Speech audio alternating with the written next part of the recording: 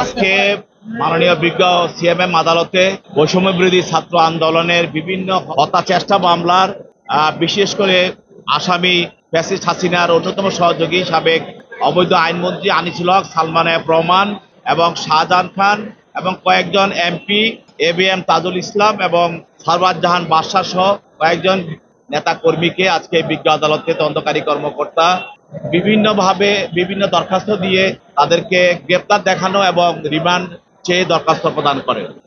তার মধ্যে যাদের বিরুদ্ধে রিমান্ড প্রার্থনা করা হয় তারা হলেন সাবেক অবৈধ আইনমন্ত্রী আনিসুল হক, সালমান এফ রহমান এবং শাহজাহান খান। তার বিরুদ্ধে একটি হত্যা মামলায় রিমান্ড প্রার্থনা করা হয়। সেই মামলায় 5 দিনের রিমান্ড চাওয়া হয়। তার পক্ষে তাদের আইনজীবী ছিল, তার 2 দিনের রিমান্ড মঞ্জুর করা হয়।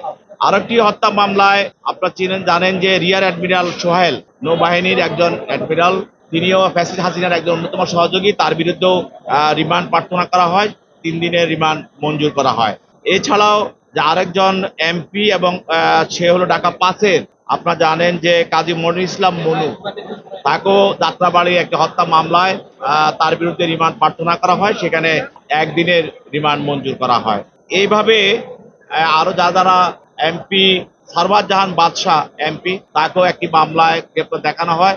আরো যারা আওয়ামী লীগের নেতা কর্মী তাদেরকে গ্রেপ্তার দেখানো হয়। যাদেরকে গ্রেপ্তার দেখানো হয় তাদেরকে জেল হাজতে প্রেরণ করা হয়। আর যাদের বিরুদ্ধে রিমান্ড মঞ্জুর করা হয় তাদেরকে জিজ্ঞাসাবাদ করার জন্য তদন্তকারী কর্মকর্তার কাছে তাদেরকে ন্যস্ত করা হয় জিজ্ঞাসাবাদ করার জন্য।